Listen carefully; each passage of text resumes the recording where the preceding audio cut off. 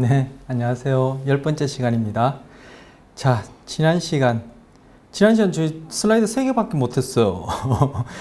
지난 시간 처음 이제 새로 들어간 내용이 이 이미지였죠. 이게 이제 레티넥스 이론으로 설명할 수 있는 항등성, 그 중에 명도 항등성을 얘기를 하기 위해서 보여줬던 거예요. 그래서 요 얘기하면서 어떤 얘기하면서 레티넥스 이론을 얘기를 하면서 뇌의 해석 과정이란 얘기를 했었어요. 자, 그 해석은 좀 평이한 이제 용어라면은 그 해석을 이제 예측이라 얘기하자. 근데 그 예측은 뭘 위한 것이냐? 번식과 생존과 번식을 위한 적절한 움직임을 위한 예측이다. 그럼 그 예측은 무엇을 예측하는데, 즉 외부 환경과 내 몸에 대한 감각을 예측하는 것이다. 달리하면 이게 지각에 해당하는 것이다. 그럼 그 예측을 아무런 토대도 없이 그냥 백지장 위에서 예측을 하느냐? 그렇지 않다. 예측을 위한 구성, 뇌 안에 이걸 또 아니라면 뇌 속에 뭔가 이렇게 그 금고 안에 뭐가 들어있는 것처럼 이렇게 생각할 수 있기 때문에 제가 표현이 좀 망설여지는데, 뇌에 구성되어진 데이터베이스라고 제가 그때 이제 은유적으로 얘기했는데, 그런 것들 바탕으로 예측이 이루어진다. 그런 구성은 어떻게 되어지느냐? 즉 선천적, 후천적 환경 또는 경험에서 그런 데이터베이스라고 얘기할 수 있는, 데이터베이스란 말은 여기 적지도 않았습니다. 그래서 그냥 은유적으로 이제 표현하는 거요. 데이터베이스라고 그렇게 표현할 수 있는 그런 구성이 이루어진다. 데이터베이스 말고 우리가 쓸 수 있는 적절한 전문적 용어가 있는데, 표상이라는 게 있어요. 표상은 뒤에 가면 이제 표상이라는 얘기를 쓰지 않으면 안 할 수 없는 상황에서 이제 처음 소개하는데, 지금 또 미리 이제 표상을 얘기를 하려니까 제가 그래서 자꾸 데이터베이스를 얘기하는데, 표상이란 말이 적절해요. 그래서 우리는 선천적, 후천적 환경에 의해서 뇌의 예측을 위한 표상이 구성되어진다. 그럼 그 구성은 부족한 정보를 채워넣는 역할도 하고, 그리고 각각의 사람마다 선천적, 후천적 이런 환경의 경험이 많이 적게 어떤 식으로 차이 나기 때문에 그 바탕하에서 표상이 구성되어지는 구성은 또 조금씩 다를 테고, 그럼 다른 결론을 낳는다. 그것이 바로 이 경우에 파란색으로 보느냐, 금색으로 보느냐, 검은색으로 보느냐, 흰색으로 보느냐, 이러한 예측상의 차이를 낳고, 그것이 결국 행동상의 차이를 낳고, 그것이 편견이라는 것과 무관하지 않다. 우리는 지금 색이라는 것을 가지고, 그죠? 시각에 국한해서 얘기하는 것 같지만 바로 신경계 전체의 기본 논리를 전달하는 거예요. 뇌에 대한 다양한 것을 알자면은 참 물리적으로 한계가 있죠. 우리가 지금 처한 요런 조건 하에서는. 그리고 제가 또 그걸 다양을 다 알 수도 없고, 나름대로 계속 읽고 보고 생각하고 하지만 다 알 수도 없고. 그래서 저는 여러분들이, 그죠? 제가 흔히 쓰는 말, 여러분들 그런 얘기 식상하겠지만, 물고기를 주기보다는 물고기를 잡을 수 있는 낚시하는 법을 전달해 드리고 싶어요.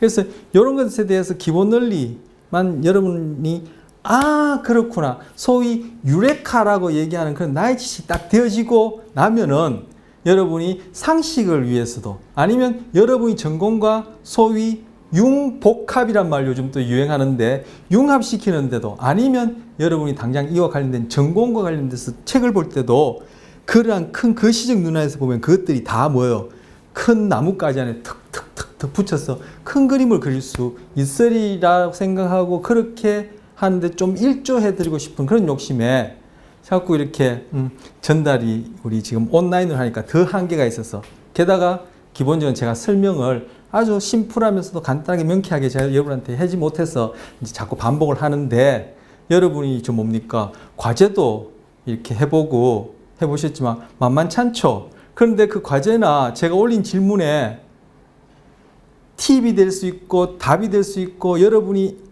그걸 묻는구나, 그래서 그렇게 생각하면 이러한 식의 질문이나 이러한 식의 답을 해볼 수 있겠구나 하는 것은 수업 시간에 다 저는 이것도 저의 착각이고 편견이고 그죠? 잘못된 여러분과 다른 예측일 수 있지만 저는 다 드렸다고 생각하고 그렇게 드리고 싶어서 자꾸 반복을 하는 거예요. 그런데 여러분이 질문을 받아보면은 예, 제가 욕심내는 만큼 알고 계신다는 분도 계시고 그죠? 또 그렇지 않았구나. 그래서 내가 이 설명 방식이 좀 더 효율적으로 잘 못하는 게 아쉽다 이런 생각도 하기도 하고 또 하나는 여러분이 이렇게 만나 뵙고 할 수 있는 것도 아니고 여러분이 질문을 안 하시니까 제가 전달을 잘 했는지 그게 궁금스러워서 자꾸 반복하게 되는 거예요. 지금 이제 복습하려고 잠깐 얘기를 하다가 얘기가 또 3000% 갔습니다. 그래서 지난 시간에 이런 것을 바탕으로 세 슬라이드밖에 못 봤는데 이야기가 이어집니다. 자, 이어집니다. 자, 지각은 예측과 동일하게 그렇게 생각하자 이렇게 얘기했어요. 예측이란 말은 그냥 평이한 말이죠. 그런데 요즘은 이게 예측 제가 지난번에 시스템이란 말을 쓰고 처음에는 예측을 소개할 때 시스템 말을 쓰고 그 위에는 시스템 굳이 이거 안 붙여도 된다 했는데 요즘 이런 식으로 예측 시스템, 예측 이런 식으로 뇌의 아까 구성, 예를 들면 표상 이것들을 접근하는 이러한 것들이 또 한편의 어떤 유행이랄까 새로운 이론이랄까 가설이랄까 그렇게 얘기해서 제가 이제 소개를 하는 겁니다. 어떻게 구성되어지느냐가 결국 지각을 낳는데 그 지각은 감각을 토대로 해서 낳게 된 지각은 우리의 생존과 번식을 위한 운동을 정교하게 조절해서 좀 더 효율적으로 그리고 좀 더 번식 가능성을 높이기 위한 것이다라고 신경계 기능을 한마디로 탁 크게 그렇게 그림을 그린다 할까 그렇게 얘기할 수 있어요. 그런데 그 예측이 백지장 위에서 아무것도 없는 가운데서 예측을 할 수 없죠. 왜? 우리 신경계는 외부로 주어지는 감각을 단지 받아들이는 그렇게 해서 그 대상을 그대로 우리가 경험하는 게 아닙니다. 이런 식으로 생각하는 서양 철학의 인식론이 제일 처음 인식론에도 여러 가지 이론인데 제일 처음 대두되었던 순박 실제론인 게 있어요. 순박한 실제론. 일반인들이 흔히 그죠? 실제가 무엇이다. 예를 들어서 우리와 관련해서 이것이 무슨 색깔이다라고 인식하는 그러한 것을 근거로 철학자들이 얘기하는 순수한 순박한 실제론이 있어요. 보는 것이 곧 그것이다. 즉 우리와 시각과 관련해서는 seeing is believing. 보여진 그것이 바로 그 실체다 생각하는 게 순박 실제론이에요. 그렇지 않다 이거죠. 우리는 주어지는 그런 감각을 단순히 내가 받아들인 것이 아니라 뇌 안에 이미 구성되어져 있는 선천적 후천적으로 구성되어져 있는 그것에 의해서 부족한 정보를 채워놓고 우리 눈만 하더라도 1초에 10만 비트 정보가 들어와요. 여러분 10만 비트 정보가 활자를 한다든지 아니면 이미지를 한다든지 하면은 몇 개의 어떤 정보로 카테고리 할 수 있는지 저는 모르겠지만 어쨌든 엄청난 숫자인데 여러분 그거 다 의식합니까? 그렇지 않아요. 그것이 다 여러분의 경험으로 이렇게 만들어집니까? 경험할 수 있습니까? 그렇지 않아요. 그 분명히 신경계 안에는 분명히 감각 과정을 통해서 정보가 입력돼요. 그런데 중간중간에 그들 오면서 필터링 된다 할까요? 즉 구성되어져 있는 그 토대에서 지각이 일어나는 거예요. 즉 해석이 일어나는 거예요. 즉 이 용어로 예측이 일어나는 거예요. 그래서 여러분이 경험하게 되는 것이 빨주노초 파남보라든지 아까처럼 착시라든지 그 이외의 모든 경험들 우리는 지금 시각을 얘기하지만 다른 모든 경험들도 그렇고 내 몸 상태 또는 이 내 몸뚱아리 이 존재에 대한 것도 다 그런 식으로 예측이 되어지는 거예요. 그래서 뇌는 신경계는 단순히 외부 자극에서 수동적으로 반응하지 않아요. 외부 자극이 주어지면 그에 대해서 적극적으로 예측을 해요. 이 예측할 때 이 뇌 안에 아무것도 없다면은 저 아까 표상이라는 단어를 말씀드렸는데 표상된 게 없다면은 예측을 못 하죠. 그런데 그 표상은 구성되어지는 거예요. 어떻게 구성되어지냐? 선천, 후천적으로 환경이나 경험에서 구성되어지는 거예요. 그래서 그 구성하에서 부족한 부분 메꾸고 예측되어져서 나온 것이 지각이다. 이렇게 얘기를 하는 거죠. 그래서 저는 이제 지각이라는 단어 대신 그 슬라이드 이후에는 아까 봤던 그 문자로 되었던 슬라이드요. 이 슬라이드 이후에는 예측이라는 말을 많이 쓰겠다. 그 예측고 지각이다. 그렇게 여러분이 염두에 두시라 말씀드렸어요. 그런데 우리가 평상시 하는 그 지각이라는 것이 실제 그대로가 아니다라는 것을 여기 한번 말씀드리려고 요 단어에 대해서는 요거 그림과 관련해서 말씀드리고 또 하도록 하죠. 오늘 좀 많이 나가야 되는데. 자, 이거 뜬금없이 이게 뭐예요? 이거 뭐 처음 보시는 분도 계시지만 이렇게 아시는 분들은 이거 음양오행설 아냐? 뭐 이렇게 얘기할 수 있을 거예요. 음양오행. 예. 음과 양으로. 이게 이제 동양의 그런 세계관, 인식론이에요. 서양은 seeing is believing이 강한 그런 인식론을 가졌다 했죠. 근데 그 뿌리를 찾아보면 결국 그 사람들이 처한 환경에서 우리 입장으로 얘기하면 뇌가 어떠한 선천적, 후천적 경험에서 구성되느냐에 따라 그 사람들은 보는 것이 믿는 것이다라고 생각하는 그런 인식론이 팽배해 있고 그런 영향을 우리가 오랫동안이라 봐야 지구 전체로 봐서는 짧지만 그죠?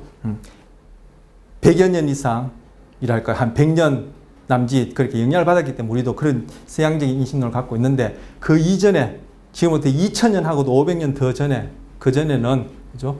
그 동양의 어떤 세계관 그리고 세계에 대한 인식은 음과 양이 서로 반대지는 것이 서로 존재를 규정하면서 서로의 존재를 가능하게 하면서 서로 뒤엉켜 있다.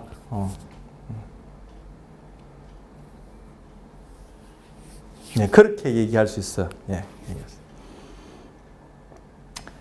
그리고 오행 여기서 보여진 것처럼 이 5가지가 또 서로 상생하고 서로가 생할 수 있도록 도우고 서로가 서로를 극하는 생과 극이 또 이게 반대되어지는 것인데 음도 양도 서로 반대되어지는 것인데 이게 음이 존재함으로써 양이 존재하고 양이 존재하면서 음이 존재하는 것처럼 여기서도 상극 서로 극이 되어지면서 상생하는 극과 생이 서로 그렇게 존재를 가능하게 하면서 이것들이 늘 음에서 양에서 음으로 음에서 양에서 음으로 그리고 여기서 보여지는 5가지가 서로 생하면서도 극하면서도 계속 끊임없이 서로 얽혀서 상호작용하면서 매 순간 우리 존재라는 그 또 하나의 현상으로 그렇게 일어나는 것이 세상이다. 이렇게 생각하는 게 이 동양의 고전 철학에서 보는 세계관이에요. 자, 음양오행 하에서는 서양에는 이런 식으로 보지 않죠. 음과 양은 딱 건널 수 없는 다리로 이 둘 사이는 건널 수 없는 다리처럼 그죠? 딱 둘 사이에 갭이 있어서 이건 서로 반대되어지는 것이지 이것이 서로를 돕고 서로의 존재를 가능하게 하고 음에서 양에서 음으로 이렇게 서로 끊임없이 변화하고 이런 것들은 없어요. 그 사람들의 그런 세계관은. 왜 그런 차이가 나느냐? 동양하고 서양 차이가 나느냐?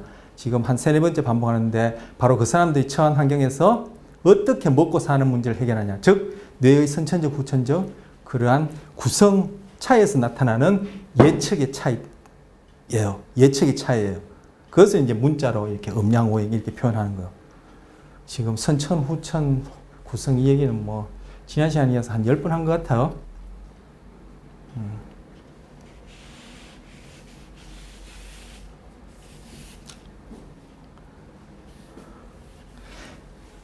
채워넣기 현상 할 때 제가 내추럴 이런 얘기 많이 했었어요.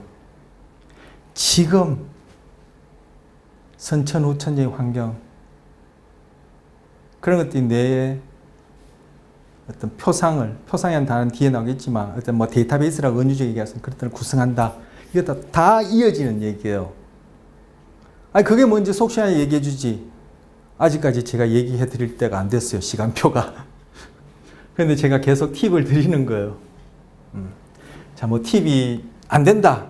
팁이 하나도 안 된다. 지만 알고 있는 소리인지 모르겠다. 이럴 수도 있겠지만 제가 하여튼 좀 나중에 밀어놨다가 얘기하고 싶어요. 자, 그런 하에서 지금 여기서 뭐요? 색깔을 보여주는 거예요. 이 그림하고 우리가 제일 맨 첫 시간에 시각 시작하면서 봤던 이 그림. 자, 제가 이것 보여드릴 때 여러분한테 그런 질문을 했었어요. 기억나시는 분도 계신지 모르겠어요. 우리는 뭐 수업뿐만 아니라 모든 경우에 아까 시각만 하더라도 10만 비트의 정보가 들어오지만 우리가 의식할 수 있는 부분은 그 중에 극소수다. 빙산의 일각과 같다. 이런 얘기 뭐 예전에 한 적도 있을 텐데 이거 보면서 이 무지개 무슨 색깔로 보이나요? 이런 얘기 한 적이 있는데 기억나세요? 그게 우리는 똑같은 환경에 처하더라도 동일한 자극에 노출되더라도 나름대로 다 신경계에 입력되는 건 동일하다 할지라도 그것도 또 선천후천에 따라 조금 차이가 있을 수 있는데 뭐 그 대동소이하다 하더라도 경험하고 의식화되어지는 건 다 뭐요? 그 사람들이 어떻게 구성되느냐에 따라 경험되어지는 것, 즉 지각되어지는 예측이 다르기 때문에 그래서 제가 또 변명을 하자면 똑같은 얘기를 계속 반복하는 거예요. 왜?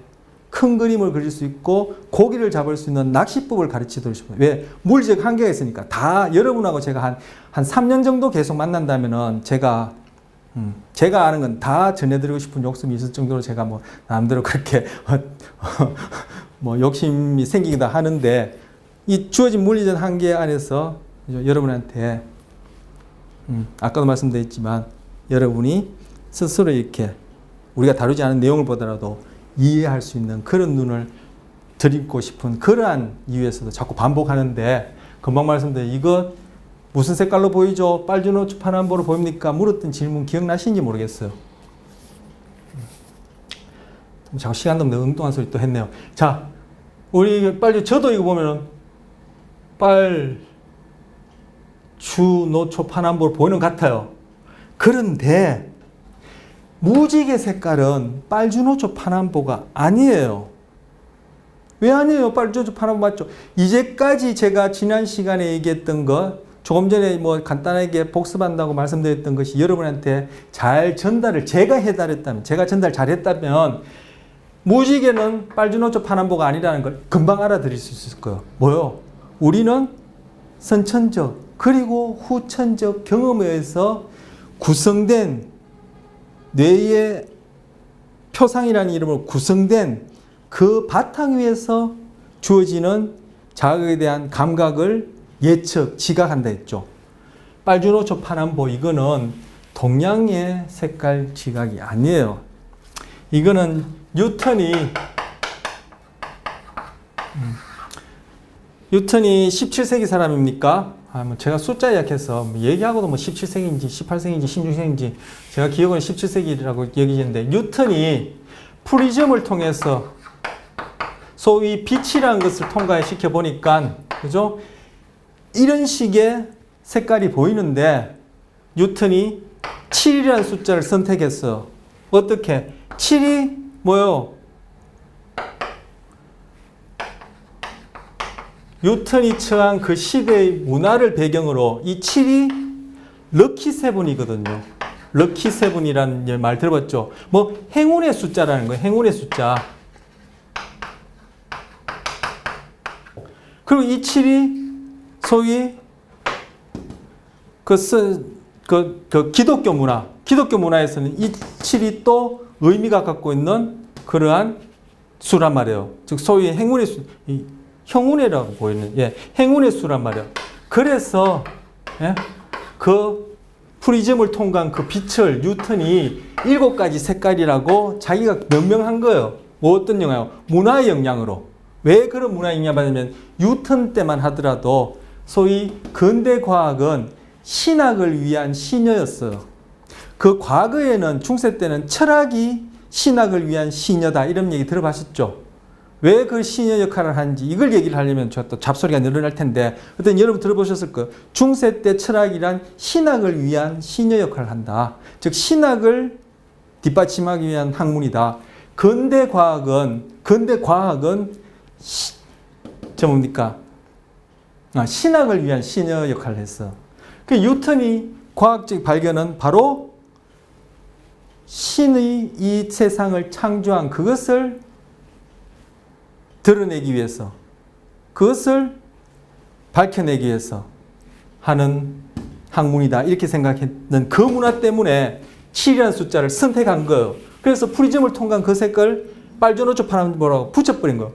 그것이 문화로서 사람들의 뇌 안에 후천적으로 구성되어지니까 무지개를 보면은 빨주노초 파란보, 진짜 빨간 빨주노초 파란보 보이는 거예요. 실내에서 원피스가 파란 금정으로 보이고 밖에서는 금색, 흰색으로 보인다는 식으로 비의식적으로 예측하듯이 제가 그때 말씀드렸죠. 이 원피스 그림이 정말 실내에 있는지 주변 맥락을 제가 의식적으로 이렇게 계산해서 이거 분명히 실내에 있으니까 이건 파란색이고 검은색이고 이렇게 하는 게 아니라고.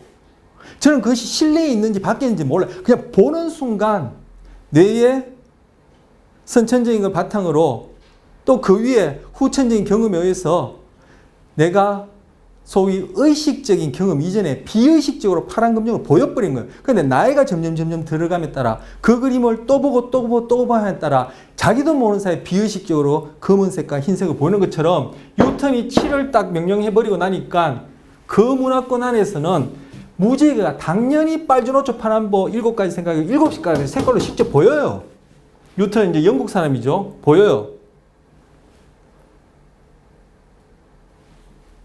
이게 후천적으로 내가 구성되어서 그런 거예요. 그런데 무지개 색깔은 빨주노초 파란보 7색깔이 라고 얘기할 수가 없어요. 그런데 그러한 서양의 문화가 과학이 갖고 있는 그러한 소위 그런 힘, 소위 과학이 갖고 있는 그 기술력, 힘 때문에 이 동양을 확 잡아먹을 딸까요? 삼켜버린 바람에 바로 동양의 오래된 그런 음양오행이니 이런 것들이 그늘 속에 묻히고 이제까지 우리 그 문화에 영향하에 있었기 때문에 우리도 학교 들어가자마자 학교 들어가기 전에도 그죠? 부모님부터 부모님은 뭐 아셨겠어요? 부지불식간에 무지개는 빨주노초 파란보 7가지 색깔이 나니까 또 보니까 빨주노초 파란보 실제 7색깔로 보이는 거예요. 그만큼 선천적으로 후천적으로 어떻게 구성되느냐 어떤 환경에 노출되느냐가 무서운 거예요. 그런데 아까 이거 뉴턴은 영국 사람이라 했어요. 미국 사람들은 남색을 보지 못해요. 이 무지개에서. 그래서 미국 사람들은 빨주노초 파란보가 아니라 남색을 빠진 나머지 색깔을 봐요. 남색을 제외하고 봐요. 미국에서 무지개는 남색이 없는 무지개를 사람들이 본다고. 그럼 미국 사람한테 무지개에서 남색 찾아보려면 못 찾겠죠. 뇌가 구성되어진 그런 바탕에서는 그런 남색이라는 예측이 안 되지는 거예요. 지각이 안 되지는 거예요. 미국에서 남색이 빠진 그 무지개가 바로 그러니까 성소수자들이 자기들이 상징물로 쓰죠. 그리고 독일 같은 경우에 아까 음양오행이 보여준 것처럼 자 이제 뭐 뒤에 아까 그 슬라이드로 넘어가죠. 음양오행이 보여준 것처럼 이게 뭐야? 하나, 둘, 셋, 넷, 5개죠. 5가지 색깔을 봐요. 가지는 쓸 필요 없죠. 그냥 5만 쓸게요. 5가지 색깔을 봐요. 이 동양처럼. 그리고 아프리카의 어떤 지역에서는 구체적으로 어딘지는 모르겠어요. 여기는 2가지 색깔인가? 이것도 제가 또 숫자는 약한데 2가지인가 3가지밖에 못 봐요. 무지개에서. 후천적 경험에 의해서 이 사람, 미국 사람들, 독일 사람들, 아프리카 사람들이 망막이 선천적으로 확연히 다르거나 망막에 있는 광수용기 종류가 확연히 다르거나 망막에 있는 광수용기 중에 간상체, 즉 원뿔세포의 종류가 확연히 다르거나 정록생명처럼 그런 유전적인 이유가 있다든지 어떤 유전적 병으로 다르거나 이렇지 않아요. 그리고 1차 시각 피질이 구조적으로 다르거나 아까 명도항등선처럼 이런 것들 경험하지 못하는 그렇지 않아요. 그런데 그죠?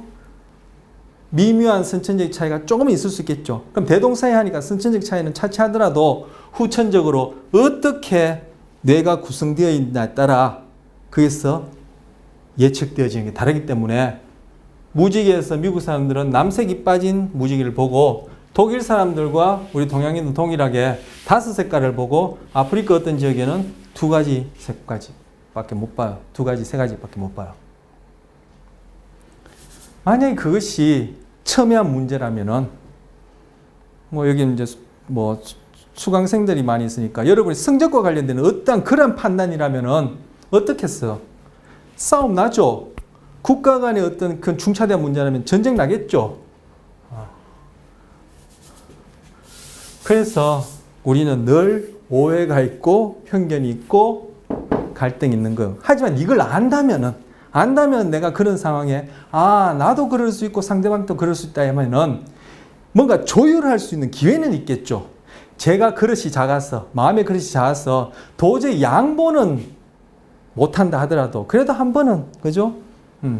이런 차이가 있기 때문에 내 생각이 반드시 옳은 것만은 아니구나 해서 한번 조율해 볼 수 있는 기회를 가질 테고 이런 것들이 체화되어서 내 삶의 쭉 토대가 젊은 날에 여러분 바로 주로 이제 수강하시는 분처럼 이 젊은 날에 이러한 인식이 내 삶에 지금 색깔 보는 걸 얘기를 하는 거 아니죠? 5가지 색깔을 보면 삶이 더 큰 그릇이 되고 7가지 색깔을 보면 작은 종지가 된다 이런 뜻은 아니에요. 바로 우리 인식에 있어서 삶에 있어서 세계관에 있어서 그죠? 인간관계에 있어서 내 자신에 대해서 나의 정체성에 대해서 이러한 지금 시각과 관련해서 얘기하는 이러한 편견 갖는 소지가 있다. 우린 실제 그들을 인식하는 것이 아니다. 뇌가 어떻게 구성되는지 예측이 달라지고 그 예측에 따라 우리가 행동이 어떤 식으로 영향받는다는 것을 아는 경우 그리고 그러한 것이 내 삶에 쭉 뿌리를 내게 되면은 바로 여러분의 그러한 삶의 태도는 그렇지 못한 사람은 천냥지차가 나요. 그걸 동양에서는 바로 덕이 있는 사람이라고 얘기하는 덕이 있는 사람. 맞나요? 예, 덕. 이 덕자가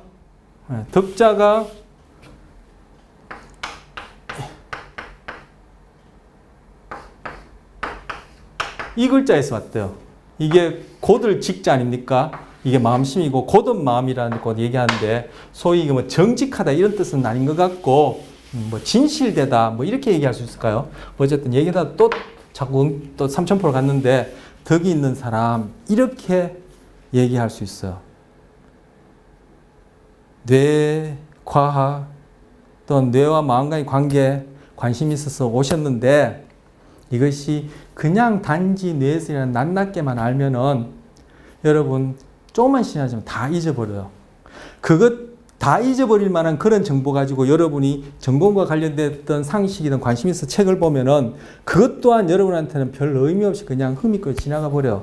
내 삶에 전혀 적용할 수 있는 것들이 안 돼요.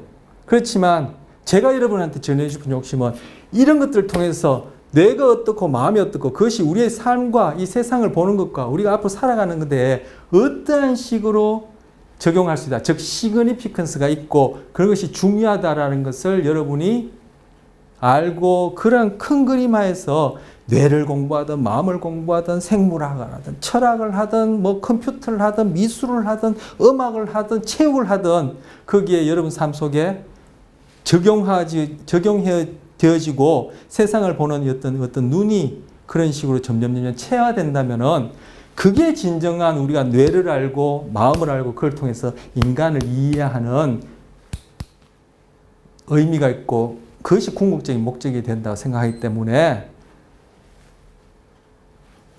다양하진 않지만 한계를 가지고 제가 깊이 들어가서 그 안에 있는 물고기를 잡을 수 있는 어떤 그런 얘기를 좀 전해주고 싶고 그러한 큰 눈하에서 우리의 삶의 문제 이런 것까지도 연결해서 얘기해주고 싶은 거예요.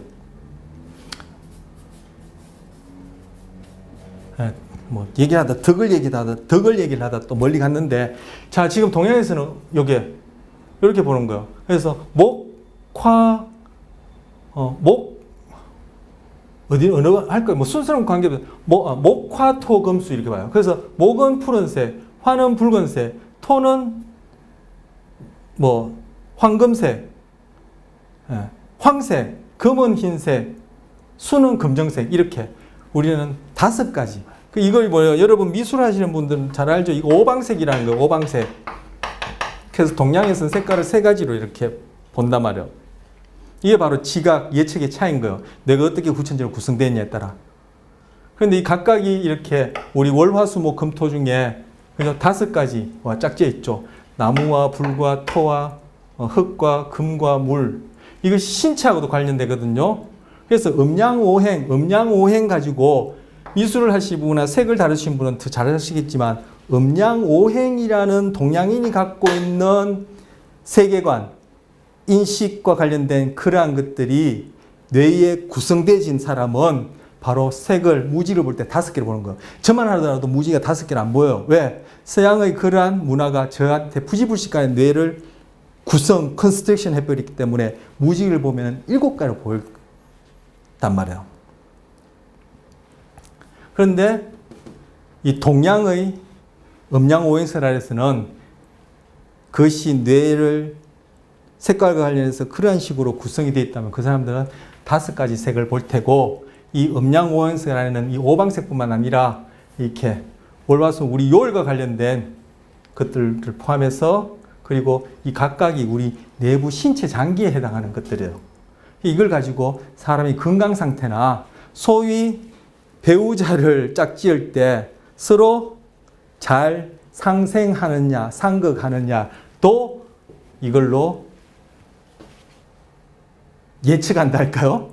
이때 예측은 지각의 예측이 아니라 예견한다 할까요? 그래서 소위 전본다로 얘기하는 그런 것들을 할 수 있단 말이에요. 그래서 그 사람들이 태어난 그 생년월시, 소위 이제 사주라고 얘기하는 가지고 그 각각이 태어난 시가, 그죠?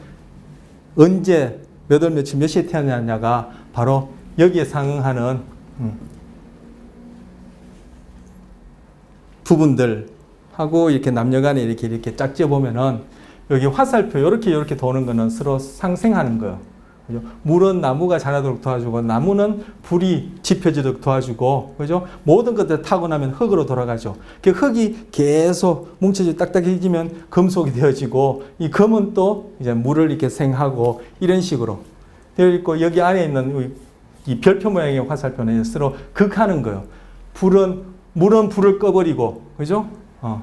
그리고 또 불은 쇠를 녹이고, 쇠는 나무를 찍어내버리고, 이런 식으로 나무는 흙을 뚫어버리고, 이런 식으로 서로 극하는 거예요. 그래서 생년월시에 따라 이러한 것 중에 어느 것들에 해당하는 생년월시다 이렇게 보면은 짝을 지을 때도 서로 상생하느냐 상극하느냐 이렇게 볼 수 있는데, 그것이 맞기도 하고 다르기도 하고, 오히려 상극인 것 같지만 또 상생인 경우도 있어요. 왜? 음인 것 같은데 양인 것 같고, 양인 것 같은데 음인 것 같고, 음이 어느새 양으로 변하고, 양이 어느새 음으로 변하고, 또 음은 양을 있게 하고, 양은 음을 있게 하고, 이런 식의 관계니까, 그죠? 또 달리 그것을 역설적으로 보면은 이제 상극이 상생일 수도 있는데, 어쨌든 음양오행설에 따라 우리 내부 장기뿐만 아니라, 그리고 남녀 간의 어떤 그런 결합에 있어서도 그렇고, 그리고 우리의 그런 요일도 그렇고, 색깔도 그렇고, 현상이나 세상, 세계에 대해서, 대상에 대해서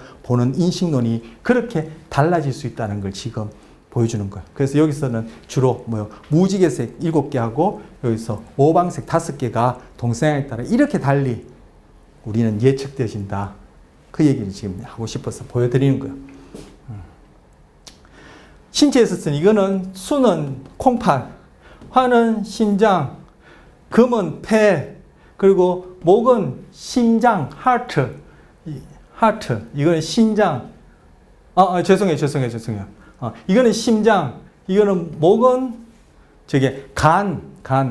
네. 그리고 이 토는 비장을 얘기를 하긴 해요. 그래서 그런 것들이 서로 극이 되어지고 서로 도와준다. 이런 얘기가 있어요. 제가 이거 준비할 때는 그 신체와 관련해서 그렇고, 그죠?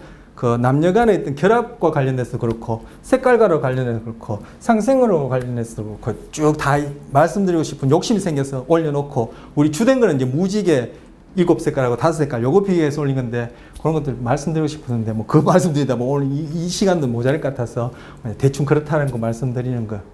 그래서 이거는 신장, 콩팥, 이거는 폐, 이거는 심장, 하트, 이거는 간, 이거는 비장 이렇게 되어지고, 우리 그 풍수지리, 이 풍수지리에도 관련돼요. 결국 뭐예요? 하나의 음양오행설이라는 게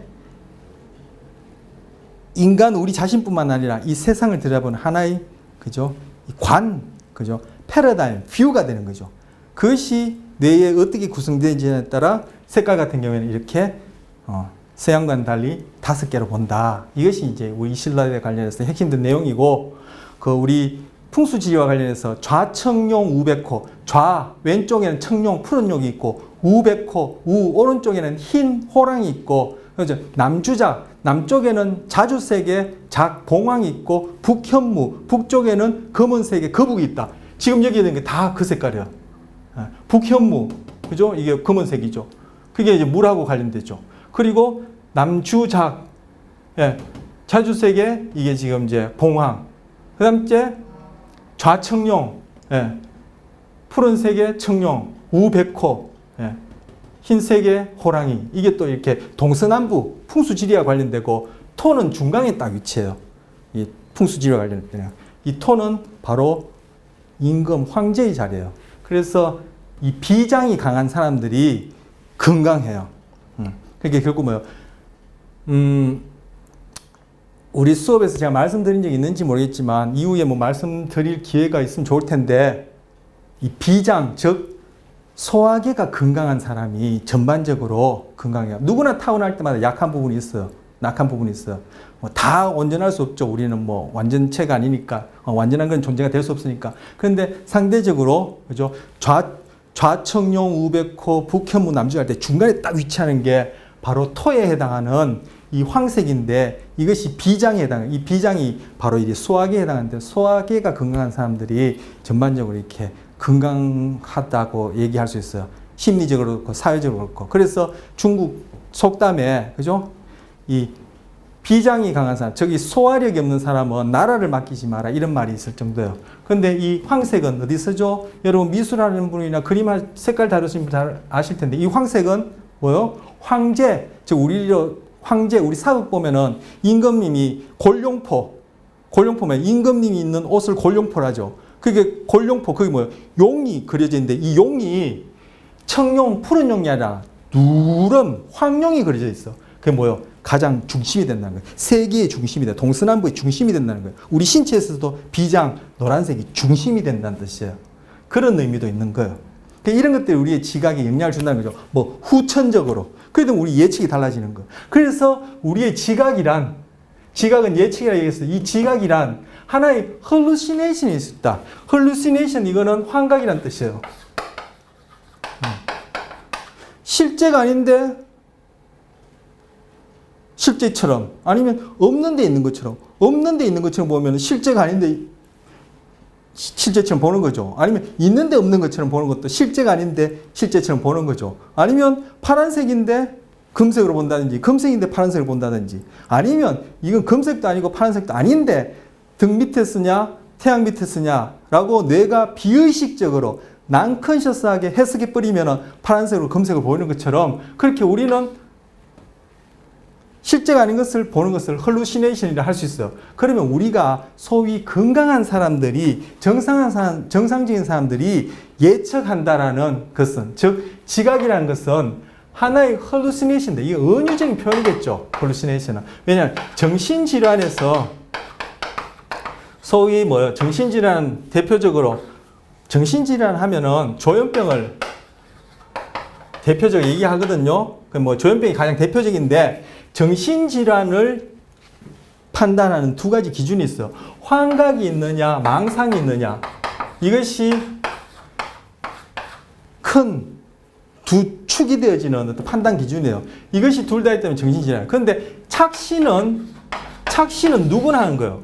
신은 이제 보는 것과 관련해서 착시니까, 뭐 보는 것뿐만 아니라 다른 감각도 다 포함하면 착각이라 얘기해요. 착각은 누구나 하는 거예요. 이거는 소위 상대적으로 정상적이라고 얘기할 수 있는 거예요. 그런데 상대적으로 드문 환각이나 망상이 있다면 이건 정신질환이라고 얘기를 해요. 그런데 여기서 얘기하는 이 환각, 영어로 hallucination인데, 이때도 루스가 뭐요? 룩스라는 단어죠. 이게 빛이라는 의미라고 지난 시간에 말씀드렸죠. 그런데 어쨌든 이 hallucination이 환각인데, 이때 얘기하는 환각은 은유적으로 얘기하는 거. 그렇다면 통상 정상적인 사람들이, 건강하다는 사람들이 지각하는 것, 즉 예측하는 것은 하나의 환각인데 잘 통제되어 있는 우리의 생존과 번식에 유리한 움직임, 행동을 조절할 수 있게끔 잘 통제되는 하나의 환각이라 이렇게 얘기하는 거예요. 이게 최근 이 지각, 즉 뇌의 예측, 뇌는 하나의 예측 시스템이다. 즉 지각하는 것이, 뇌는 지각을 위한 예측 시스템이다. 예측과 지각을 동일하게 보셔도 된다 했죠. 그 예측을 왜 하는데? 우리 움직임을 잘 조절하기 위해서 시시각각 변하는 이 환경 속에서 시시각각 변하는 내 몸 상태에 맞게끔, 왜? 그래야지만 생존과 번식이 가능하니까. 그러면 이때 우리가 예측한다, 소위 지각한다는 것은 은유적으로 하나의 환각이 있어요. 왜? 실제 그대로 우리가 지각하지 않으니까. 이제까지 얘기했지 않습니까? 금방 얘기한 무지개 색깔도 그렇고, 아까 그때 원피스 색깔도 그렇고, 명도 항등성도 그렇고 쭉 얘기했었죠. 그럼 우리가 경험하는 것은 실제가 아니기 때문에 은유적으로 환각인데, 이건 잘 컨트롤되어 있다는 거예요. 이 시시각각 변하는 환경 속에서, 시시각각 변하는 내 몸 상태에서 내 생존과 번식에 완전한 것이 아니라 효율적으로 통제해서 생존과 번식을 가능하게끔 통제된 하나의 환각이라고 이렇게 생각하는 거예요. 지각을. 그러니까 실제가 아니라는 거죠. 바로 그렇기 때문에 지각은 은유적인 하나의 환각이기 때문에 그 안에서 각각의 사람들마다, 시대들마다, 성별마다, 그죠? 선천적인 또 이유도, 우리는 인간이라는 종으로 하나의 유사한 유전자를 가졌지만 우리 안에도 유전자 요소가 조금씩 또 다를 수 있죠. 그런 것들이 결국 뇌의 구조나, 그죠? 그에 따른 기능들이 미묘하지 않은 다양한 그러한 차이를 낳고, 그런 유전적인 문제가 심해서 질환으로 연결되는 것이 대표적으로 조현병 이런 거란 말이에요. 어쨌든이 아니라 그래서 우리의 뇌가, 그죠? 선천적으로든 후천적으로든 그것이 구성이 다르다면은 바로 거기에서 일어나는 예측, 지각은 각자가 살아가는 환경에서 단지 완전한 것이 아니라 단지 효율적으로 컨트롤된 하나의 환각이라면은 우리는 편견이라는 것을 피할 수 없다는 거야. 편견 당연히 있을 수밖에 없다는 거야.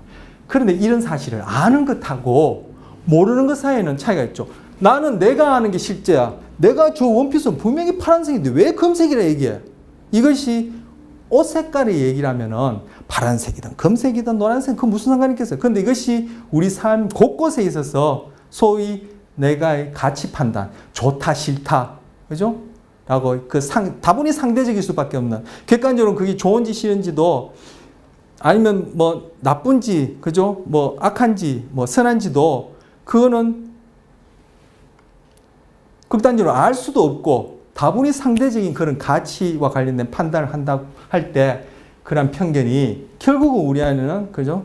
불필요한 갈등과 더 나아가서는 죽이고 살리고 뭐 전쟁까지도 나올 수 있다고 이렇게 얘기할 수 있기 때문에 여기 적어 놓은 거예요. 이미 편견과 관련해서 어떻게 이 얘기가 연결되는지는 앞서 말씀드렸죠. 저는 뇌와 관련, 이 얘기 아까도 했죠. 뇌와 관련해서 색지각은 어떻고 뭐 활동적인 어떻고 이런 거는 기본 바탕, 뇌를 위한 기본 지식이기 때문에 알아야 되지만, 정말 중요한 것은 결국 뇌를 알고 뇌가 우리 마음과 어떻게 연결되는지를 알므로써 인간을 이해하고 내 삶이, 그리고 다른 사람의 삶이, 더 나아가서 다른 사람뿐만 아니라 이 다른 생물들 포함해서 이 지구 또는 이 세상 전체를 보는 어떤 인식과 내 삶에 연결되어서 내 삶에 적용되어지는, 그게 가장 중요하다고 생각해요. 뇌와 마음을 통해서, 뇌와 마음을 공부하는 궁극적인 이유가. 그게 아니면 그냥 흥미끌어 끝나요. 이거 몇 주만 지나면 다 잊어버려요. 세상을 보는 눈, 즉 고기를 낚을 수 있는 낚시법을 전해드리고 싶은 욕심이 있다라고 아까 말씀드렸는데, 자, 여기 그 다음 글입니다. 이거 다 같이 이어지는 얘기예요. 뭘로 보이십니까? 자, 여러분 뇌가 선천적으로, 더 나아가서는 지금 여기서는 후천적으로, 이건 선천적인 요소는 상대적으로 적을 수가 있어요. 적을 것 같아요. 체온 넣기 같은 경우는 선천적 요소가 강해요. 후천적, 예. 그리고 또 어떤 경우에는 후천적 요소가 강해요. 그렇기 때문에 딱 잘라서 선천 50, 후천 50 이렇게 얘기는 할 수 없어요. 어떤 경우에는 선천이 더 강하고 어떤 경우는 후천적인 요소가 강하고, 그죠? 이렇게 경우마다 그런 것들을 볼 수 있는 이제 눈이 있어야 되는데, 그것만 있더라도 이제 굉장히 전문가죠. 어쨌든 이 경우에는 후천적인 요소로.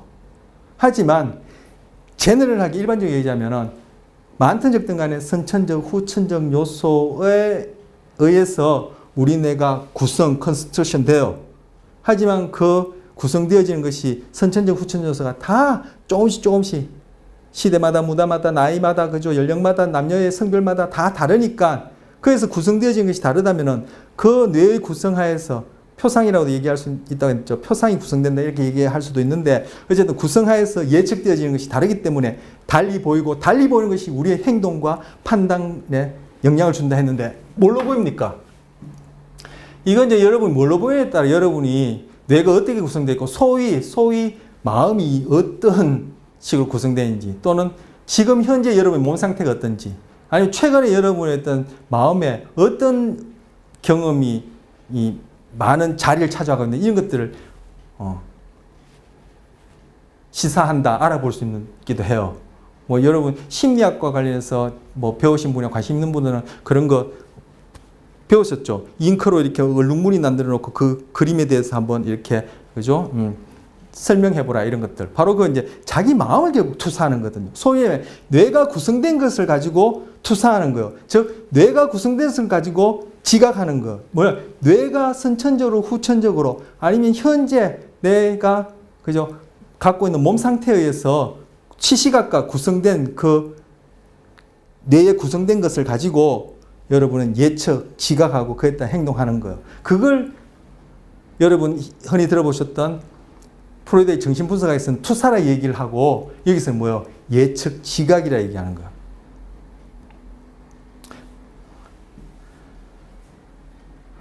그걸 뭐 로샥 뭐 검사를 합니까? 잉크로 이렇게 얼룩무늬 만들어 놓고 이게 뭐처럼 보이느냐? 결국 뭐예요? 자기가 보는 방식대로 본다. 즉 뇌가 보는 방식대로 본다. 즉 뇌가 구성된 방식으로 예측한다는 거예요.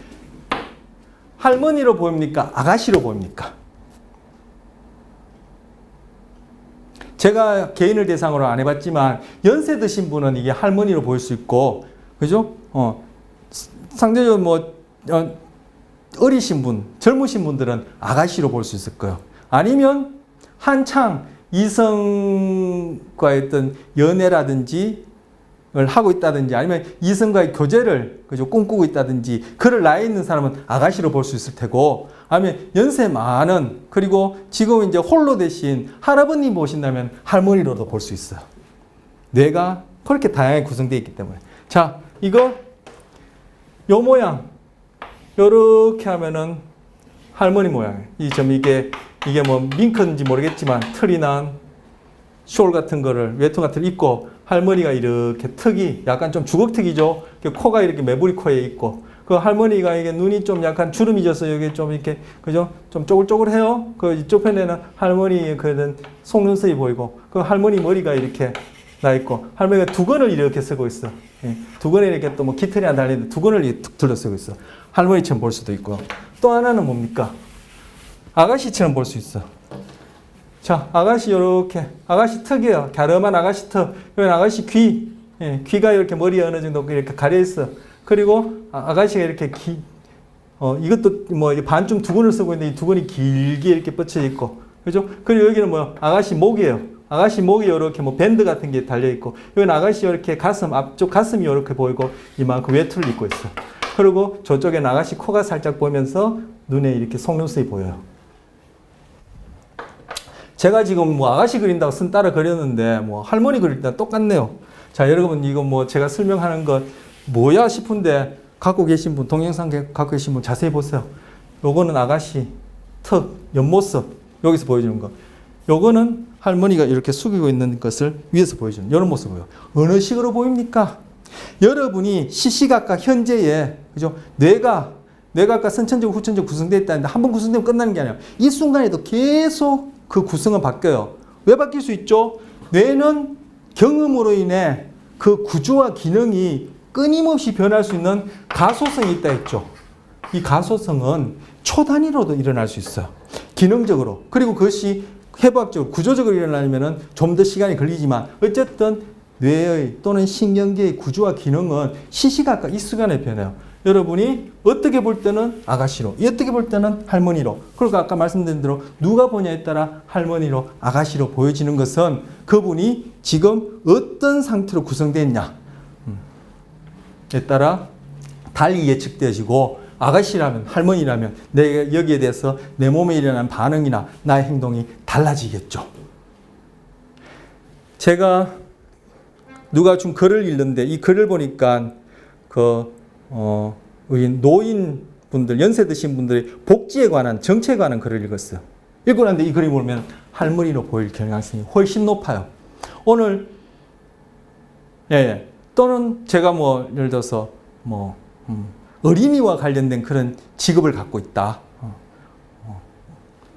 어린이집이라 하나요? 어린이집에서 내가 지금 애들을 이렇게 교육하는 그런 직업을 갖고 있는 사람이라면은 아가씨로 보일 확률이 높고, 아까도 말씀드렸지만 제가 한창 이성교제를 할 나이고 조금 전에 여자친구를 만나고 왔는데 수업 들어오니까 이게 아가씨로 보냐 여자 할머니 보냐면 아가씨로 보일 확률이 높아요.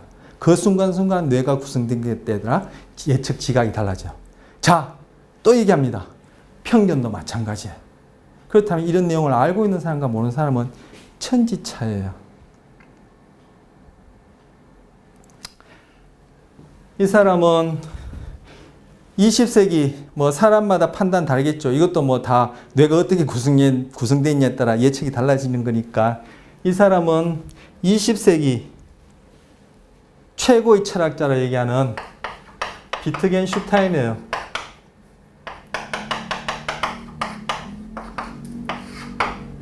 이 사람은 우리가 세상을 경험할 때, 또는 나 자신의 몸 상태를 통해서 나 자신에 대해서 경험할 때, 그것이 무엇이든지 간에 그 경험할 때 우리는 범주화하고 개념화하고 언어화하기 때문에 거기에 갇혀서 실제 그 대상과 현상을, 또는 자기 자신의 몸 상태와 자기 자신에 대해서 있는 그대로 보는 것이 아니라 거기에 갇혀버려서 왜곡 편견이 일어난다라는 이런 류의 얘기를 서양 철학사 포말하게 처음으로 얘기한 사람이에요. 그 전에 뭐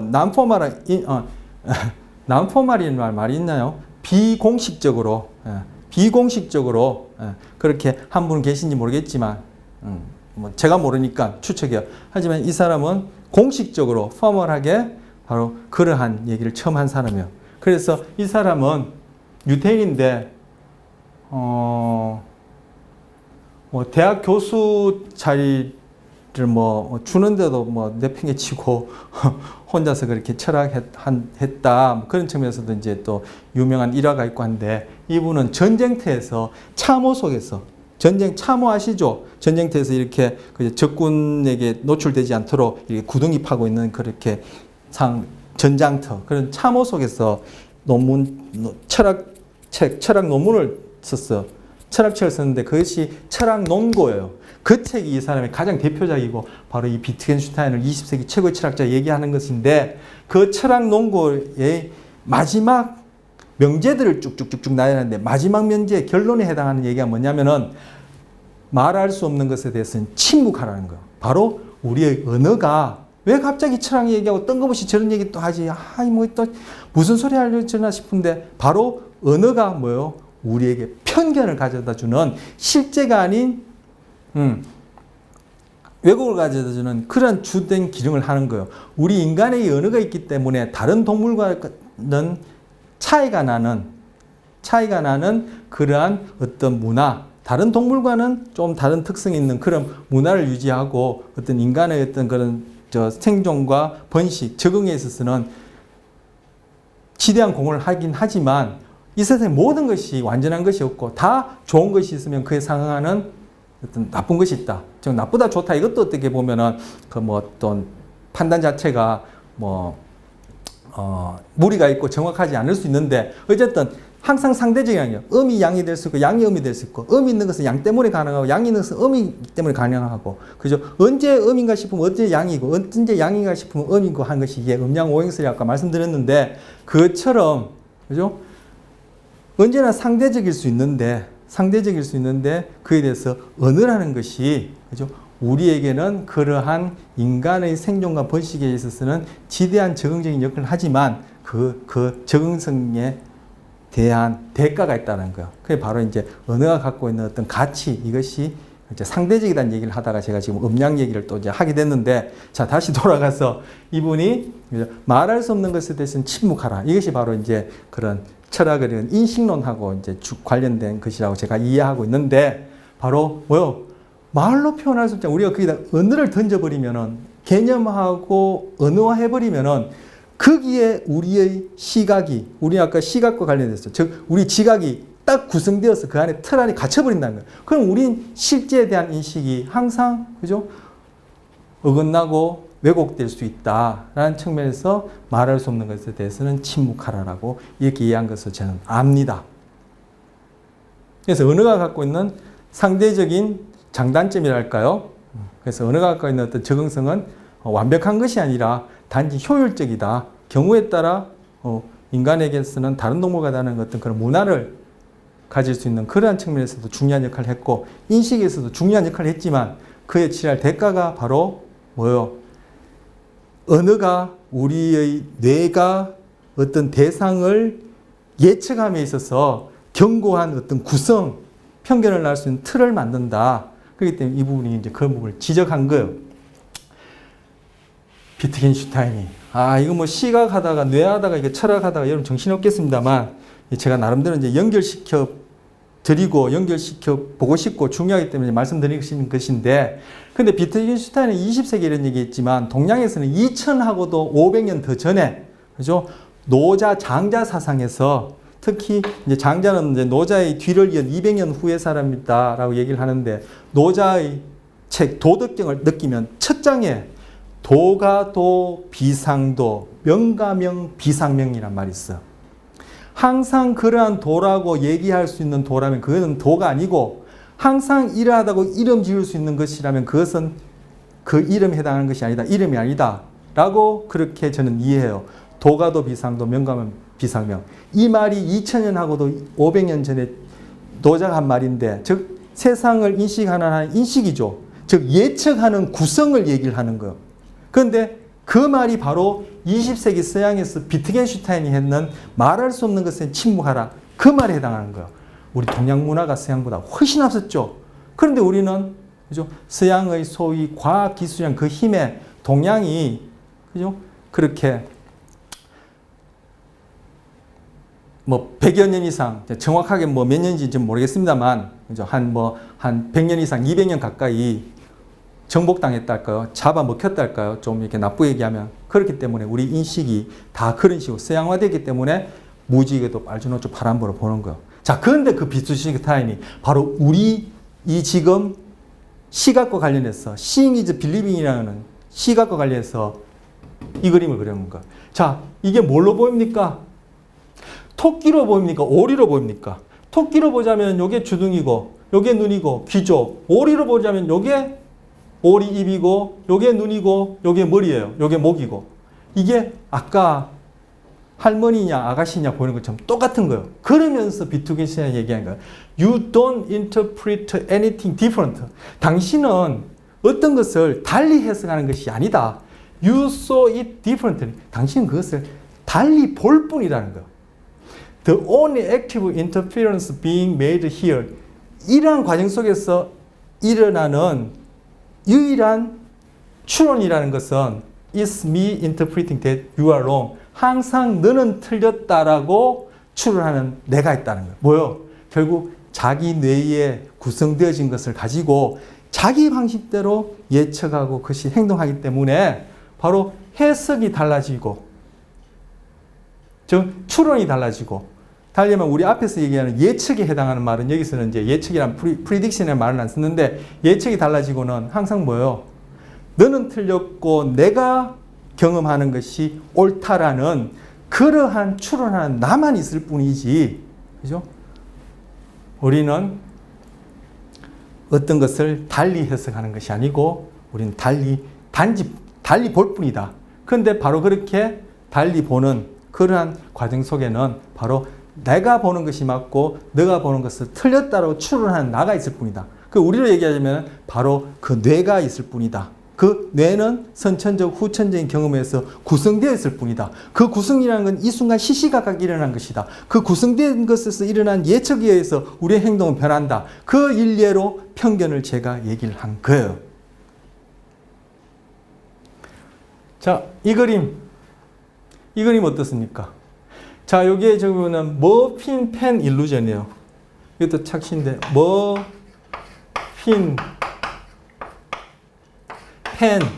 머핀이란 빵 굽는, 그죠? 펜 일루전이에요. 이렇게 불러요.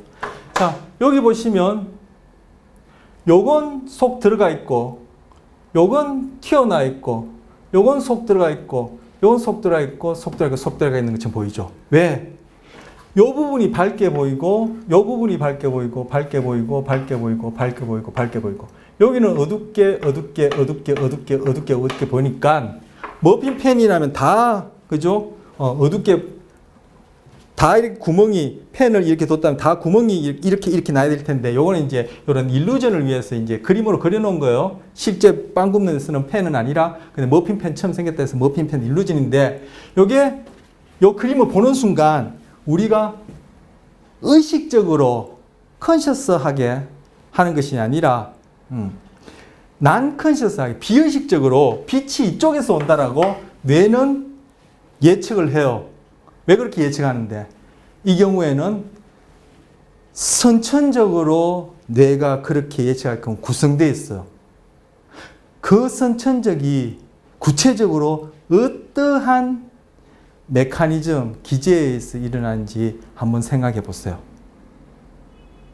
바로 그러한 원리에 의해서 뇌가 구성되어진다고 설명하는 이론이 있어요. 제가 채워 넣기 얘기할 때 뇌가 내추럴하게 이런 말 되게 발목 많이 했죠. 그게 바로 그 안에 다 힌트가 있는 거예요. 그리고 똑같은 얘기를 자꾸 반복하는 이유가 여러분 그 안에서 그 의미가 딱 전달돼서 아하라고 아실 수 있으면 좋아서 그걸 여기서 확인 못하니까 저 혼자 제가 충분하다 여기질 만큼 제가 강박적으로 얘기를 하는데 지금 뭐요? 보는 순간 언컨셔스하게 즉 비의식적으로 빛이 이쪽에서 오고 있다라고 뇌가 선천적으로 내추럴하게 구성되어 있어서 예측을 하는 거예요. 어떻게 예측하냐? 빛이 이쪽에 있으면 이쪽은 뭐요? 속 들어가 있으면 여기가 그늘이질 테고 빛이 상대적 노출이 요 밝겠죠. 이것도 마찬가지로 속 들어가 있으면 어둡고 밝겠죠. 속 들어가 있으면 어둡고 밝겠죠. 이건 뭐요? 불룩 튀어나기 때문에 빛이 여기 부딪히니까 여기 밝고 여기 어두운 거예요. 그런데 이 머핀펜을 뒤집은 거예요. 이 그림에서는 지금 뒤집혔죠. 글자가 여기 있다, 글자 위에 있죠. 뒤집으면은 이때는 뭐요? 마찬가지로 이때는 뭐요? 빛이 이쪽으로 온다라고 마찬가지로 아니 제가 왜 마찬가지? 네. 마찬가지로 내가 내추럴하게 구성된 그 하에서는 난 컨셔스하게 즉 비의식적으로 빛이 이쪽으로 온다 생각해요. 왜?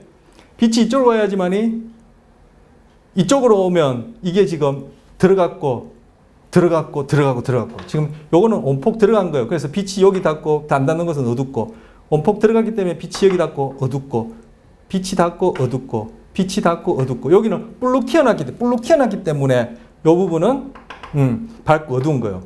사실 이 그림상으로는 실제 펜을 보여주는 게 아니라 그죠? 그냥 흰 종이 위에다가 이런 식의 음영의 그림을 그려놓고는 이렇게 보여주기도 하고 뒤집어 보여주면은 이 머핀 펜처럼 실제 거기가 움푹 들어간 것처럼 보인다는 얘기예요. 이해하셨어요? 자, 이건 그냥 평평한 종이에다가, 그죠? 명암을 가지고, 흑백 명암을 가지고 저런 식으로 패턴을 하면은, 우리는 보는 순간, 이거는 들어간 부분, 이건 튀어나온 부분, 빛은 이쪽에 온다라고 비의식적으로, 언컨셔스하게 뇌가 예측하게끔 뇌는 내추럴하게 구성되어 있다는 얘기예요. 이거는 보는 순간, 이거는 튀어나왔고, 이건 들어간 부분이다. 그래서 빛은 이쪽에서 온다라고 비의식적으로 예측하게끔 뇌가 내추럴하게 컨스트럭션 되어 있다는 얘기예요. 자, 아까 뉴턴이 무지개를 7가지로 얘기한 것은 후천적인 경험에서 뇌가 컨스트럭션 구성되어서 예측한 거예요. 과거 2500년 전에 동양에서는 무지개를 5가지 색깔로 봤어요. 오방색으로 봤어요. 그거는 바로 음양오행이라는 그러한 세계관, 그 문화 안에서 후천적으로 컨스트럭션 구성된 뇌가 무지개의 색깔에 대해서 예측한 거예요. 이거는 동양이고 서양이고 할 것 없이 2500년 전이고 뭐 17세기고 할 것 없이 여러분이나 저나 남녀노소 저쪽 서양 사람 동양 사람 뭐 어디 할 것 없이 어린애도 그렇고 보는 순간 여기는 비의식적으로 그렇게 여기는 비의식적으로 그렇게 보이는 거예요. 그렇게가 무슨 얘기죠? 제가 또 하면 또 반복이 될 것 같아서 지금 2번, 3번 했으니까 그렇게라 얘기한 거예요. 이거는 내추럴하게 내가 구성된 거. 지금 얘기한 내추럴 내 구성이 채워 넣기 할 때 제가 내추럴 반복했던 그거하고 이어지는 거예요. 그럼 뭐 제가 갖고 있는 하나의 뇌 구성이고 또 세상을 지각하는 예측 방법이고 어떻게 보면 편견인지 모르겠지만 제가 맨 첫 시간부터도 그렇고 시각 시작해서 그렇고 맨 처음에 무지개 보여드리고 그리고 중간중간에 내추럴 얘기한 것들이 이 끝까지 다 연결되어서 앞에서 한 말이 그냥 콩가루처럼 낱개처럼 떠도는 용어가 하나도 없게끔 하려고 저는 계속 연결해서 얘기하는 거예요. 그래서 큰 눈을 탁 여러분한테 전해드리면 여러분이 이제 시각이 아니라 어떤 뇌각을 보더라도 그게 해석이 되어지는 그런 눈이 생길 가능성이 높아요. 물론 한 학기만에 되기는 힘들죠. 저는 뭐 그냥 오랫동안 이제 뭐 해왔기 때문에 그래서 여러분보다 조금 더 보는 눈이 있는데 그래도 저는 상대적으로 낱낱개보다는 그런 것들이 중요하다. 왜? 낱낱개의 정보를 우리가 주어진 이 한 학기 안에 다 전달해 줄 수는 없어요. 그리고 아까도 말했지만 여러분 한 일주, 한 달만 지나면 다 잊어버려요. 하지만 이것이 의미하는 바, 즉 보는 법, 낚시하는 법을 안다면은 앞으로 전공이 되었던, 관심이 되었던, 상식이 되어 접하는 정보는 볼 수 있는 눈을 길러주지 않을까 싶어서 이런 식으로 이제 하는 거. 자, 내추럴 얘기다 얘기했어요. 이전 시간에 채워넣기 할 때 내추럴 얘기했던 것이 지금 내추럴하고 무관하지 않아요. 무관하지 않으니까 같은 걸 얘기를 하는 거예요. 자, 이 경우에 누굽니까? 링컨이죠. 이 경우도 링컨이죠. 그런데 이 그림을 다시 뒤집어 놨어요. 이거 뭐죠? 여기 이 그림을 뒤집어 놨는 거 아시겠죠? 동영상 보시는 분 그 화면이 작아서 잘 어떤지 모르겠어요. 보면은 이 그림이 이상해요. 왜 이상하냐면은 링컨의 입을 뒤집어 놨어요. 즉 입 자체가 이 사진을 뒤집어 놓은 것이 아니라 이 사진에서 이 입이 뒤집혀져 있는 입이에요. 그리고 이 눈이 눈썹과 눈이 뒤집혀 있는 거예요. 그래서 이 부분을 이렇게 오리고 이 부분을 이렇게 오려서 이걸 상하적으로 뒤집어서 여기다가 이렇게 배치한 거예요. 그런데 이렇게 배치되어 있을 때는 우리가 이것도 링컨 큰 차이를 몰라요. 만약에 이거가 비교하려니까 좀 차이가 나지. 이것만 보여주면 그냥 링컨인 줄 알아요. 근데 이 사진을 뒤집어 보면은 눈, 입이 뒤집혀져 있어. 이거 일루전이죠. 정상적으로 보인단 말이에요. 특히 이 사진이 없으면 더더욱더 정상적으로 보여요. 두 개의 차이가 약간 있는 것 같은데 비교해 보면은. 근데 이 사진이, 자, 여기서 중요한 이 사진이에요. 이 사진이 정상적으로, 이 사진만 본다면 더더욱이나 정상적으로 보이는 이유는 우리는 사람 얼굴을 인식할 때, 시각과 관련되었지만, 얼굴이지만 시각에 국한시키지 말고, 얼굴에 국한시키지 말고, 우리가 하는 모든 경험에 적용하는 거야.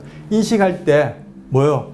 하나의 규칙만 맞으면은 그것이 어떤 대상이라고 인식하게끔 자동적으로, 내추럴하게, 비의식적으로 뇌가 구성되어서 지각하게 되는 거예요. 예측하게 되는 거예요. 뭐? 우리는 사람 눈을 인식할 때 눈, 코, 입이 위에서부터 순서만 맞으면 사람 얼굴이라고 탁 인식하는 그렇게끔 뇌가 내추럴하게 구성되어서 얼굴을 인식하게 되는 거예요. 하나하나 보지 않아요. 눈, 코, 입이 위에서부터 눈과 코와 입이 상대적인 위치만 맞으면 괜찮아요. 눈이 예를 들어서 얼굴이 있는데 눈이 이렇게 그려져 있고 코가 이렇게 그려져 있고 입이 이렇게 그려져 있어도 사람 얼굴의 인식이에요. 이 자체가 눈이 옆으로 기울어졌느냐 아니면 이게 지금 뒤집혔느냐 아니면 콧구멍이 여기 있느냐 관계없어요.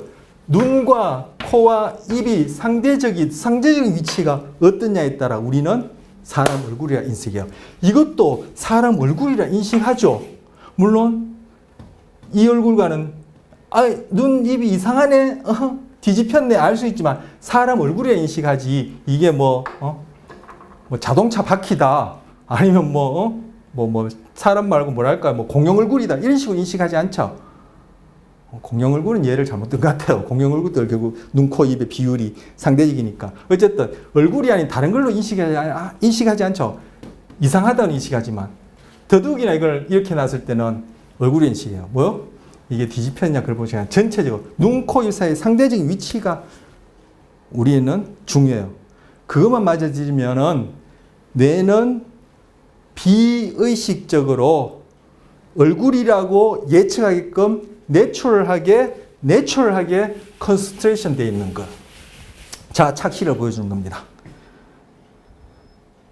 자, 그래서 이게 뭐 또 뜬금없는 소리 나왔어요. 이거 뭐 뇌과학 하러 왔는데 뭐 한자 하러 왔나 뭐 철학하러 왔나 이렇게 얘기하실 판인데 제가 조금 아는 것하고 좀 연결시키고 싶었죠. 이것이 중요하다 저는 생각하니까. 제 수업이니까 제 마음대로 하면 안 되죠. 자, 이게 뭐냐면 상중무불 불중무상이에요. 제가 매주 토요일이나 일요일 매주마다 그 북한산을 가는 데가 있어. 뭐 올라갔다 내려갔다 한 2시간 걸리는데 그 도선사 들어가는 그 주차장에서 옆으로 이렇게 올라가는 게요. 그게 한참 올라가다 보면은 작은 암자가 있어요. 인수암이라고 암자가 있는데 그 암자에는 그죠 뭐 작은 절인데 이 문도 없어요. 근데 돌기둥이 하나 써 있는데 거기에 써져 있는 뭐예요? 써져 있는 글자요. 상중무불 불중무상. 이 상자가 무상할 때 여러분 무상이란 말 들어보셨어요? 이 상자가 모양 상자. 저 구별하다, 구분하다 이런 뜻이거든요. 모양 짓다. 상을 짓지 말할 때 무상이란 말을 써요. 그 상자예요. 즉 상 짓고 구별하는 곳에는 이 불자가 부처 불자인데 이게 깨달을 불자라는 뜻이거든요. 깨닫는다는 뜻이에요. 이 깨달음이란 뜻이에요. 자, 상중무불. 모양 짓고 구별하고 구분하는 곳에는 결코 깨달음이 없고 뭐요? 비트겐슈타인이 얘기한 말할 수 없는 것은 침묵하라. 그 얘기하고 통하고 노자 도덕경 첫 페이지에는 도가도 비상도 명가은 비상명하고 통하는 말이에요. 하나는 도덕경 얘기, 하나는 서양 철학자가 얘기하는 인식론과 관련된 언어 얘기. 이거는 뭐예요? 지금 불교에서 얘기하는 거예요. 상중무불 불중물상. 모양 짓고 구별 짓는 것에는 깨달음이 없고 편견하고 나누고 그죠? 내가 옳다라고 생각하는 비트겐슈타인이 아까 그림에서 나왔죠. 단지 다른 사람은 옳다 틀렸다라고 착각하는 내가 있을 뿐이다 얘기한 그것이 있는 곳에는 결코 깨달음이 없고 깨닫는 자 안에는 구별함이 없다는 거. 즉 깨닫게 되면은 편견이라는 게 생길 수 없다. 모양 짓는 것이 없다라는 거예요. 자, 왜 시각 와서 레티넥스 이론을 얘기를 하다가 거기를 이어서 착시를 얘기하고 착시라는 것은 하나의 예측인데 그죠? 그것은 컨트롤된 환각일 수 있다 얘기를 하고 그것을 가지고 왜 지금 편견을 얘기하면서 이걸 얘기하는지 아시겠어요? 성인 무상심 무슨 뜻이냐? 성인은 보고 싶은 대로 보지 않는다는 거예요. 뭐? 뇌가 선천적이든 후천적이든 구성된 대로 보지 않는다는 거. 그럼 어떻게 해야 되는데? 바로 이러한 뇌와 마음에 대한 것이든 꼭 이런 뇌각이 아니라도 여러분이 다양한 책을 통해서 다양한 문화와 다양한 식견과 그런 공부를 통해서 바로 내 안에 내가 부지불식간에 나도 모르게 컨스트럭션 구성되어서 비의식적으로 예측하는 그것을 계속 깨트리고 넓어지면은 그래서 성인이 되어지면은 성인들은 뭐 뇌가 나도 모르는 사이에 비의식적으로 구성된 대로 비의식적으로 예측하지 않고 즉 보고 싶은 대로 뇌가 보는 대로 보지 않고 그죠? 보여지는 대로 있는 그 자체 그대를 인식한다는 거. 노자의 도덕경에 나온 얘기예요. 그래서 제가 바로 뇌와 마음을 통해서 인간을 이해하고 이것이 결국 우리 삶에까지 이어져서 우리 삶에 체화되어질 때 이것이 진정한 뇌와 마음에 대한 공부 이해가 아니냐, 이렇게 제가 아까 변명이랄까 강조를 했던 거예요. 우린 잘 안 되어지죠. 내가 보고 싶은 대로 보고 싶죠. 비트겐슈타인 얘기처럼. 그것이 바로 가치 판단하고 맞물리면은 지지고 볶고 뜯고 물고 싸우고 계산판이 나는 거예요. 뭐 우리 일상생활 저도 그렇죠. 매일매일 그렇죠. 집에서도 그렇고 친구에서도 그렇고 가정에서도 그렇고 직장에서도 그렇고 그죠? 나라 안에서도 그렇고 뭐 그죠? 뭐 정치 안에서도 그렇고 국가 간에서도 그렇고 당장에 이번에 뭐 바이러스 하니까 어떻게 됐어요? 지역마다 저쪽 어느 지역 봉쇄하라 이런 얘기 나오고 그쪽 지역 사람들 물은 사람은 물건 안 판다 그러고 제 친구 얘기인데 집 구하려고 부동산 갔더니만 어디로 이사냐니까 그 지역에서 왔다니까 나가래요. 그 부동산 소개 안 한다고 나가래요. 이게 바로 이 인간이 갖고 있는 본성에 가까운 무의식적, 비의식적으로 컨스트럭션 구성된 그 안에서 나오는 비의식적인 예측이에요. 그리고 그것이 국가 간에 어때요? 저 뭐 유럽 쪽에 동양인처럼 보이거나 저 아시안계 보이면은 침 뱉고 그죠? 욕하고 그죠? 물건 집어던지고 그런다면서요. 그게 바로 인간이 갖고 있는 한계고 본성이에요. 뇌각을 통해서 마음 이해하는 것이 그런 것들을 들여다보는 것들이 또 궁극적인 목적 중에 하나. 그걸 안다면 우리가 끊임없이 그걸 알고 이러한 것들을 알아가면서 우리가 자꾸 이렇게 편견을 버리고 이러한 식으로 나아가는 것이 우리가 뇌각 마음뿐만 아니라 꼭 뇌각 마음이 아니라 우리가 공부하는 이유예요. 공부하는 이유.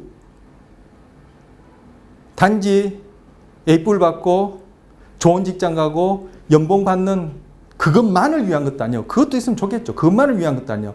그것만을 위한 것이라면 꼭 공부 안 해도 돼요. 살인 청부업하고도 그죠? 몇십억, 몇천억 자산가가 될 수도 있어요.